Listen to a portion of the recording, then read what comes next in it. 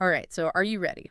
Today, we're going to deep dive into work-life balance, but with a twist. Ooh, a twist. I like twists. Lay it on me. Our source, a video script about productivity hacks.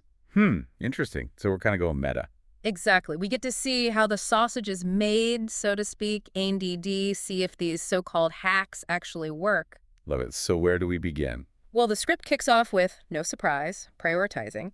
It even mentions, have you ever heard of the Eisenhower matrix? Oh, yeah. Urgent versus important, right? A classic. It is, but I've tried it, and honestly, results were a bit Yeah. mixed. So for our listeners, what's the trick to actually making it work? So the Eisenhower matrix can be great, but the key is it's not just about labeling tasks. Like, yeah, important but T not urgent is a category, but even within that, there are levels, you know? Oh, so it's not just a one-size-fits-all label. Right. Some things have way bigger impact than others, even if they're both not urgent. So, like, what questions should we be asking to figure out our real priorities?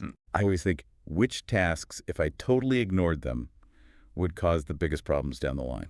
So it's almost like, what are the consequences of not doing something, not just how urgent it feels right now? Exactly. And then once you've got those high GH impact things, Mm-hmm.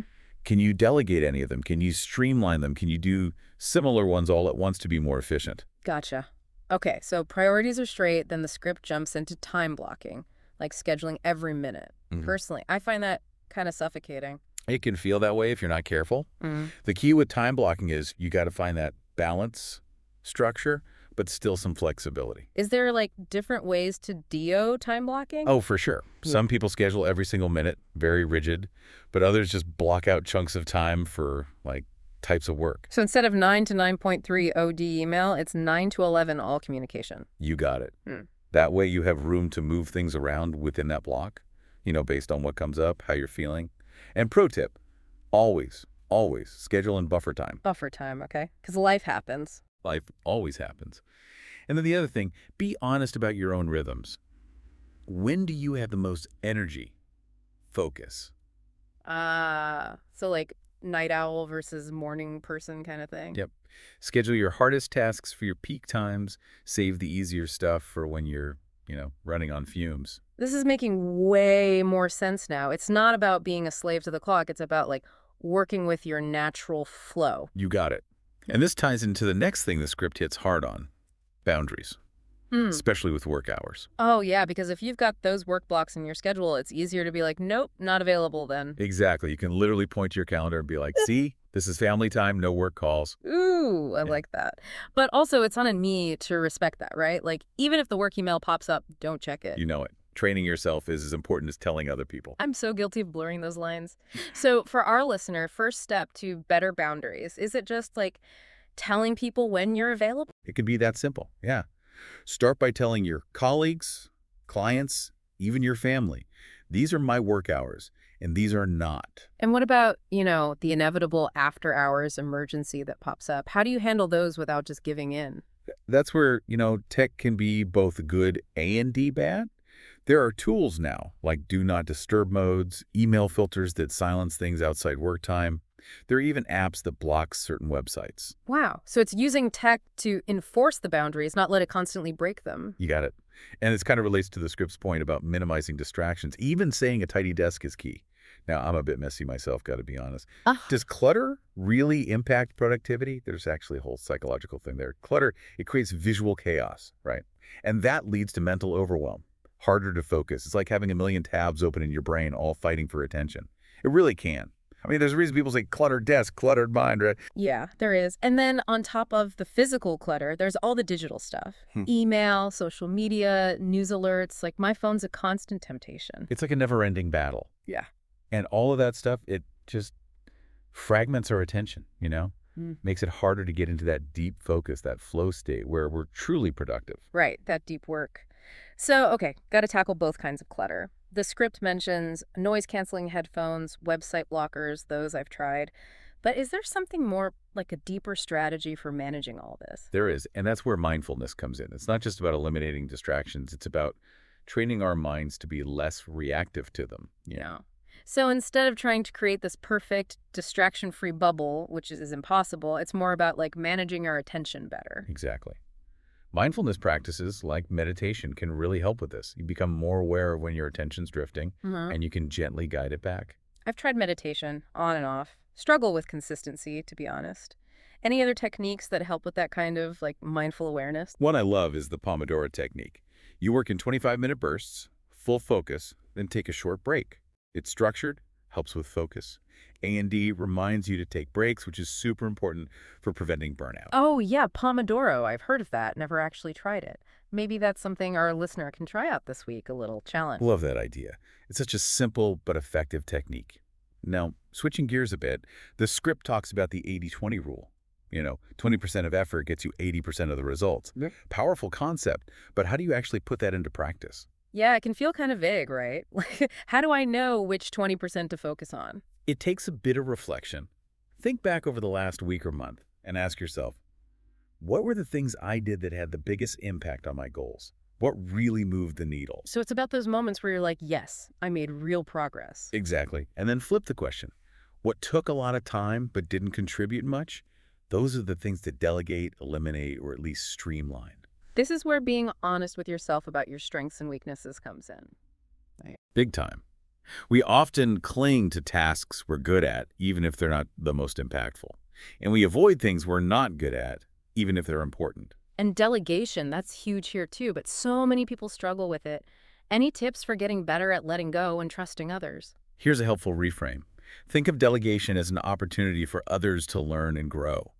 When you delegate well, you're not just freeing up your time, you're empowering someone else. I like that shift in perspective. Okay, moving on to something that's both a lifesaver and a potential time suck, technology. The script talks about productivity apps, but also warns they can become distractions themselves. How do we find that balance? It's all about mindfulness and intentionality, and it starts with knowing yourself. Are you easily distracted by notifications? Do you get sucked into social media black holes? Yeah, I think we all have our weaknesses there. We do. So once you know your vulnerabilities, you can start putting strategies in place.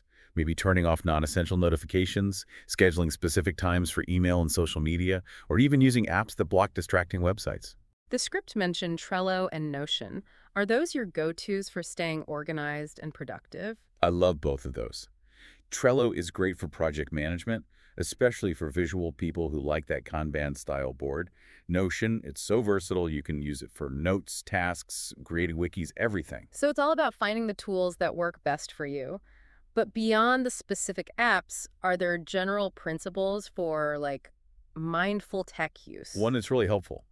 Think of your devices as tools, not extensions of yourself. Hmm. Just like you wouldn't carry a hammer around all the time, you don't need to be constantly connected to your phone or laptop. That's a great analogy. It's a good reminder that we have the power to choose when and how we engage with technology. Exactly. And another one, be intentional. Before you open an app or check your phone, ask yourself, what am I hoping to accomplish? Is this the best use of my time and energy right now? Just that little pause can make a big difference. Okay, shifting gears to something that's often seen as the opposite of productivity, self-care. I love that the script emphasizes it's not just a nice to have, it's essential for sustained productivity. It really is. When we're depleted, burnt out, we just can't function at our best. Self-care isn't selfish. It's an investment in our overall well-being, and that includes our ability to be productive. The script mentions things like exercise, nutrition, mindfulness, those your top self-care must-dos. For me, sleep is non-negotiable. And then regular exercise and making time for things that truly bring me joy, recharge my batteries, reading, nature, connecting with people I love. It's about finding those things that nourish you, both physically and emotionally. Exactly. And it doesn't have to be complicated or time-consuming. Even just a few minutes each day to stretch, listen to your favorite music, or savor a cup of tea can make a huge difference. It's about those little moments of intentionality and self-kindness. Absolutely. And remember, self-care isn't one size fits all. What works for one person might not work for another. It's about finding what truly nourishes and replenishes you. So, challenge for our listener. What's one small act of self-care you can commit to this week? Something that brings you joy, reduces stress, helps you recharge. I love that challenge. And remember, even 5 minutes is better than nothing. Okay, before we wrap up this part of our deep dive, one more thing the script mentions that I want to touch on. Reflection. Ah, yes, reflection. Yeah. Often the missing piece in our quest for work-life balance, we're so busy doing we forget to be. We do. So what are some practical ways to incorporate reflection into our lives? Journaling is a great tool. Just taking a few minutes each day to write down your thoughts, feelings, observations, it can help you gain some really valuable insights. I like the idea of a weekly review, maybe on a Sunday evening, reflecting on the past week and setting intentions for the week ahead. That's a great practice. And it doesn't have to be formal. You can reflect while you're walking, taking a bath, even doing the dishes. It's about creating those pockets of space for mindful introspection. Exactly.